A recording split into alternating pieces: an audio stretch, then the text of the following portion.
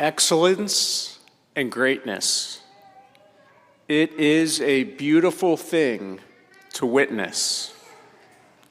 Think about those great sports dynasties, the New England Patriots of recent memory, the Pittsburgh Steelers of the 70s, the New York Yankees, the Montreal Canadiens of the late 50s and 70s, Duke basketball under Coach K, the UConn women's basketball team under Coach Auriemma,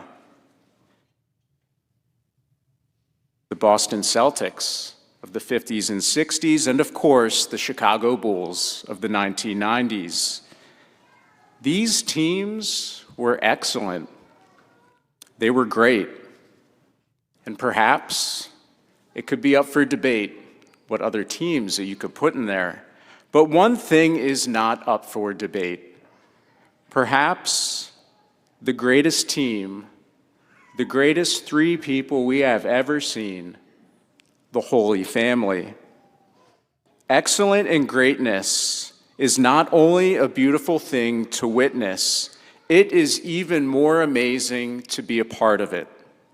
And that is our invitation today and each and every Sunday, but especially today, as we celebrate the feast of the Holy Family, to not only witness the holiness and virtue of good Saint Joseph, our Blessed Mother, and Jesus, but to strive to imitate it. Excellence and greatness don't just happen. It requires us to act.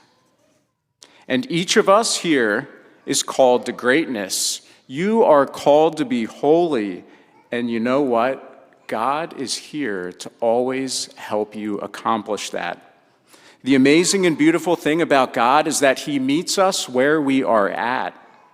We are first introduced to Jesus in the gospel as a child, in that very special relationship, the family. The family is foundational.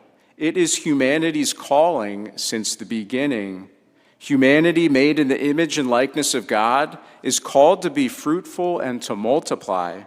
The family life is there at the beginning of time and again emphasized because Jesus, God Himself, was part of a family. Our gospel highlights something very important about the mission of a family. So very important that it is repeated. We hear the same thing 2 times. Rise, take the child and his mother. These are the words the angel of the Lord speaks to Joseph in a dream. And these words are one of mission. And in a way, they are words meant for each and every one of us. Rise, take the child and his mother. Our calling in each and everything we do, all of our thoughts, words, and actions should recall these words: rise, take the child and his mother. When we take Jesus and our Blessed Mother with us throughout the day, to work, to school, to the store, or to any other place that we go, we become aware of God's presence in our lives.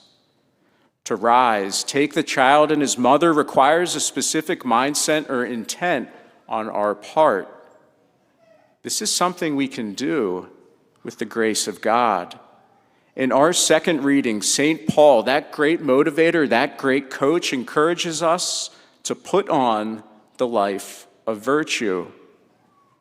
Just like we put on our coats during these winter months, we can put on heartfelt compassion, kindness, humility, gentleness, and patience, bearing with one another and forgiving one another. This is what families are called to do. But one virtue is preeminent above all of the others. It is love.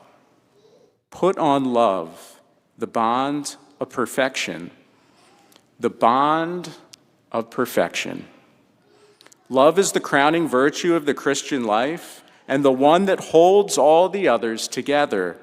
As God's chosen ones, holy and beloved, like a good father, God, our Father, wants to give us this gift of love. After all, we are all beloved children of God. Look around. The beautiful thing about the church is that we are a family.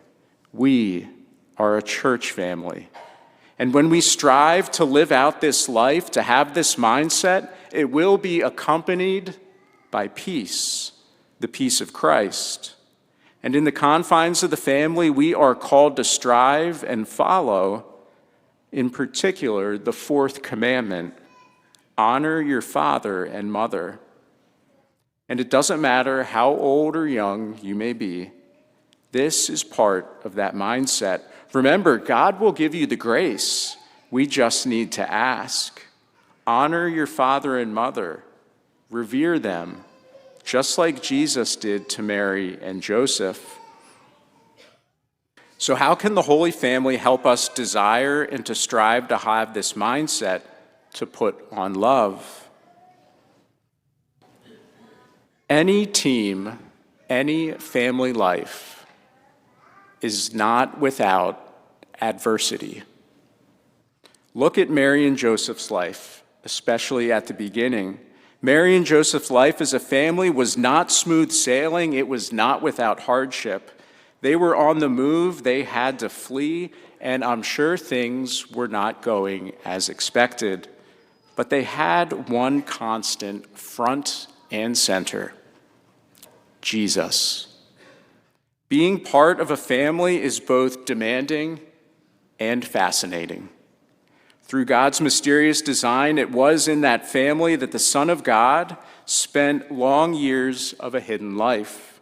It is therefore the example for all Christian families. It was unique in the world. Just as each and every one of us are unique in our own way, each and every family is going to be unique and different in its own way. The Holy Family, that life passed in anonymity and silence in a little town in Palestine. It underwent trials of poverty, persecution, and exile. It glorified God in an incomparably exalted and pure way. And the Holy Family will not fail to help Christian families, indeed all families in the entire world, to be faithful to their day-to-day duties, to bear the cares and tribulations of life, and to be open and generous to the needs of others, and to fulfill with joy the plan of God in their regard. What a beautiful gift that is. Through the intercession of the Holy Family, may we strive to put on love, and may we always rise, take the child and his mother in everything we do, confident of God's presence in our lives.